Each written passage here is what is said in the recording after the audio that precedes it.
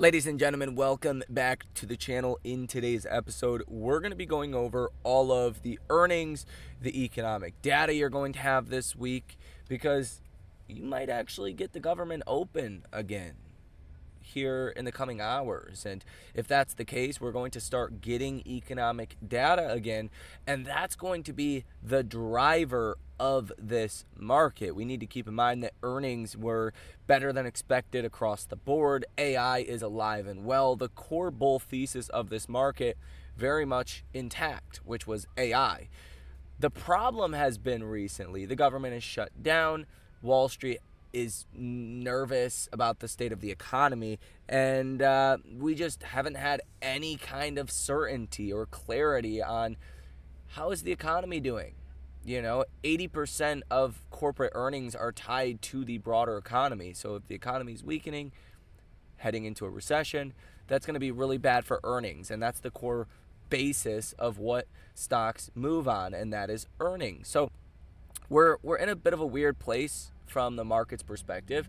But again, as I said in the prior video, once we get the government open again, it is game on for stocks, because I think Wall Street is so negative on this economy that there is some room for some pretty substantial upside targets to economic data sets. Like on Friday, we were expecting negative 60,000 jobs. Hello, that is really bad. That is recessionary for sure. So no wonder stocks have been selling off. But what if that number was actually going to be negative 10,000? Well, that's a lot more manageable. Okay, so we might start to get some economic data this week. We're going to be going over that as well as earnings. And I want to talk specifically Tesla stock and what could be coming next for Tesla as the government reopens, and give you the latest news. Do me a quick favor and hit that like button, as well as subscribe to the channel if you have not done so already. And let's get started. Also, check that link out down below in the description of today's episode. If you guys want to come join the trading community, come invest alongside us as we are out, finding these potential 10, 20, 30x opportunities. That's where I think the most opportunity is in this market, is in the stocks that Wall Street is largely ignoring and has been ignoring for a long time, and we're identifying those and investing in those. So come join us, link down below.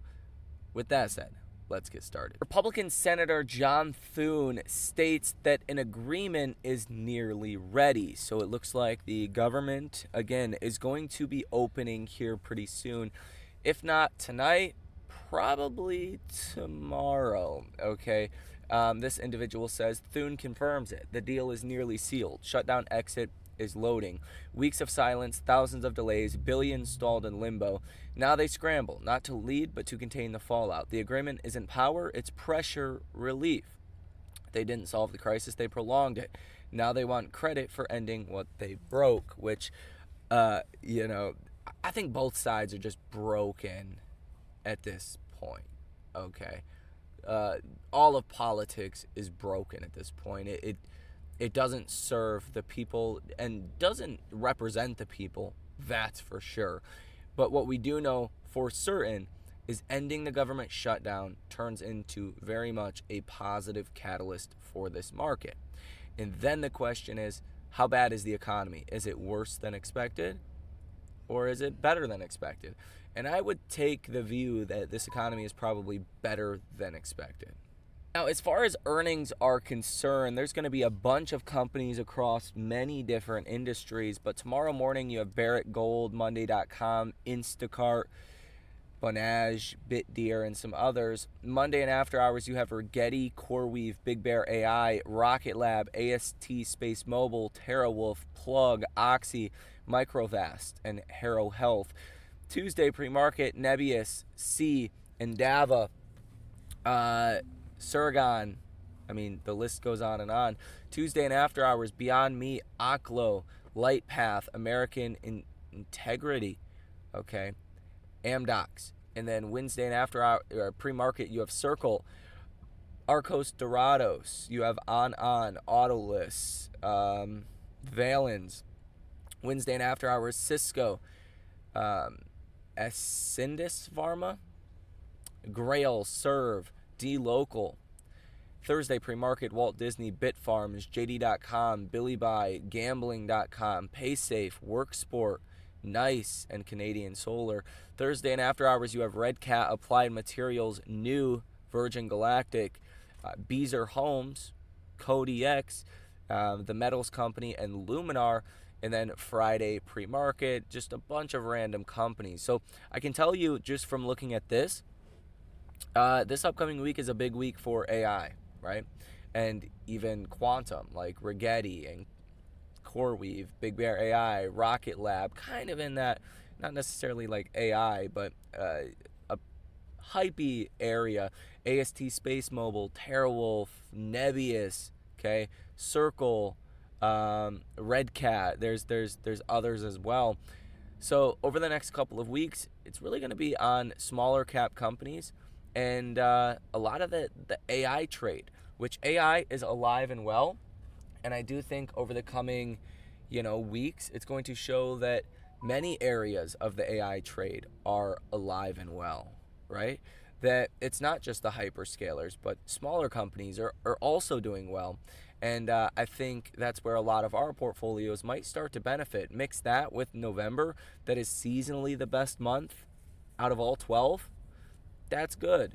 Mix that with the government shutdown finally ending and recession odds falling as we get economic data that shows the economy is not as weak as feared. And you have a pretty positive setup for this market into year end once the government does reopen. Now, in economic data this week, we'll see what of this we actually do get. If the government opens, then we're going to be getting all of it. But Monday, a 3-month and 6-month and 3-year bond auction, but that's pretty much it. On Tuesday, you have the NFIB Business Optimism Index and the ADP employment change on a weekly basis.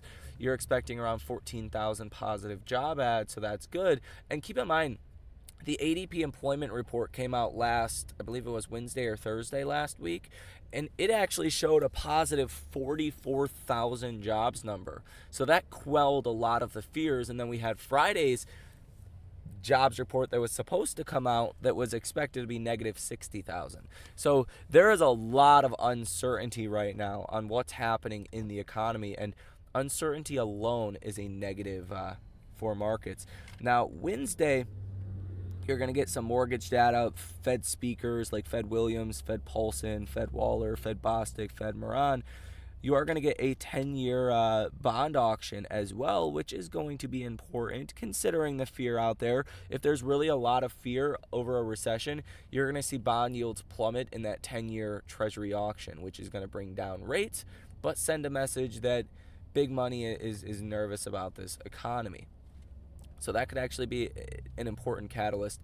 On Thursday, we're going to hopefully be getting, we get a speech from Fed Hammock, a 30-year bond auction, the Fed balance sheet. We do get some data out of China as well, the industrial production year-over-year, retail sales year-over-year, unemployment rate, and the fixed asset investment year-to-date.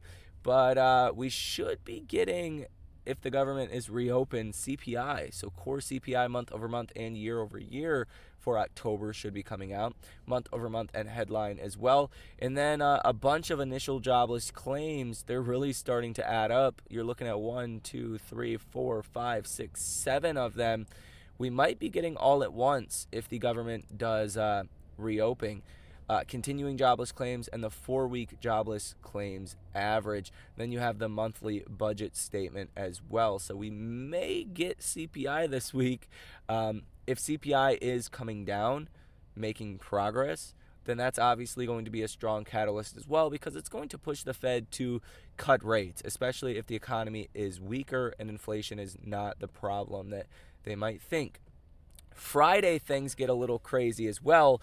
You're going to be getting a speech from Fed Logan and Fed Bostic as well as Fed Schmidt. But you could be getting PPI month over month for October and September, retail sales for September and October, core PPI for September and October, a bunch of other retail sales data, control group month over month, excluding autos, PPI X food, energy, and trade, business inventories, okay. All kinds of different data could be coming out Thursday and Friday that will have a big impact on this market. if the government is open and funded. And I just want to explain it like this, okay, guys? The markets are so negative right now. It's not going to take a lot of good news to really see stocks run here, okay? I don't know what that good news is going to be. Maybe it's the government reopening and CPI, okay? Like, just if the government opens alone, that's not enough to give you like a year-end rally. It's enough to give you a day or two worth of a rally, but then you really need to see the economy show that it's not cratering. If the economy is cratering, even if the government reopens, like that's not going to be a positive, okay? That's still going to be a negative for equities. But the bar is really, really low. It's kind of like if everyone was bearish on Nvidia before Nvidia's earnings, and Nvidia beat estimates by a little bit, right? Or the typical Nvidia numbers. Like, the stock's going to go up quite a bit, right? I'm using Nvidia as an example here, but you can look at any other stock, right?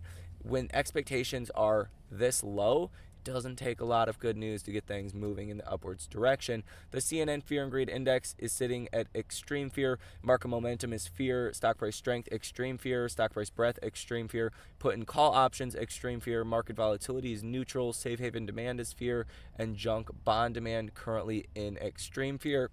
And as I've showed you guys as well on this channel in the last couple of days, the percent of stocks trading above their 50-day moving average coming in at 38%. This is about as bad as it gets outside of a full-blown crash. Like, you are at very much correction-like levels right now as far as this metric is concerned.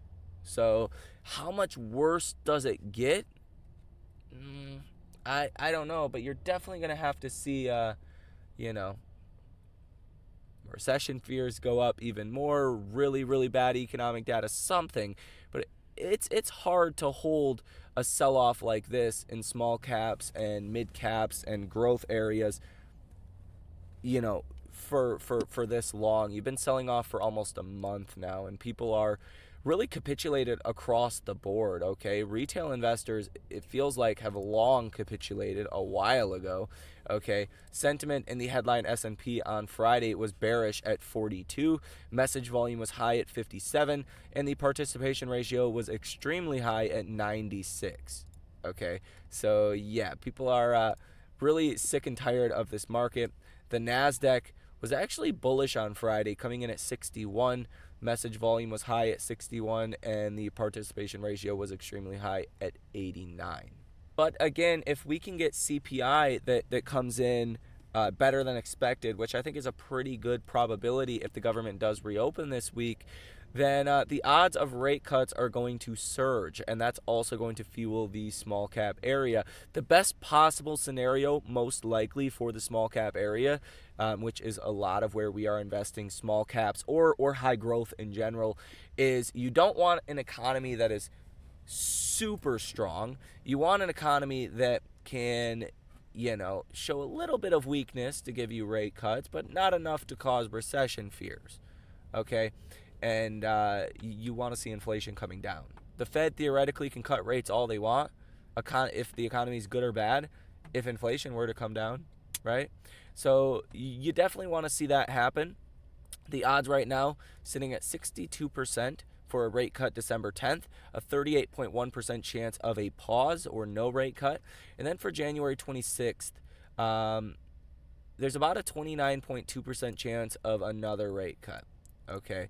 And about a 51% chance of just one rate cut in December and then a pause in January. Now, you also seen last week the NASDAQ closed its worst week since April. So for a long time now, for about a month now, this sell-off has kind of been concentrated in small caps and AI and quantum, but it did start to hit the broader indexes and Mag 7 stocks in the last week, and that's putting a lot of pressure on the government to come to a deal. It wouldn't surprise me if in the next, 2-ish hours, by the time you guys are seeing this video, the government is open again. Like that would not surprise me. That's the kind of timeline we could be looking at here.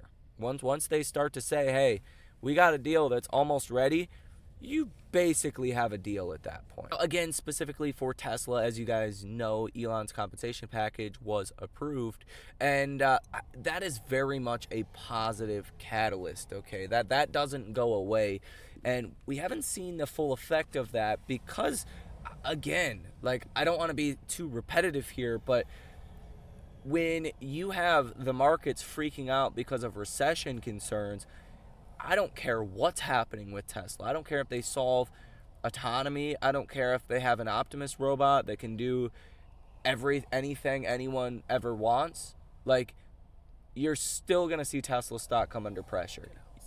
You're still going to have a massive problem on your hands if, you know, that is the market dynamic that we are in. So I'm actually impressed that Tesla has held up so well.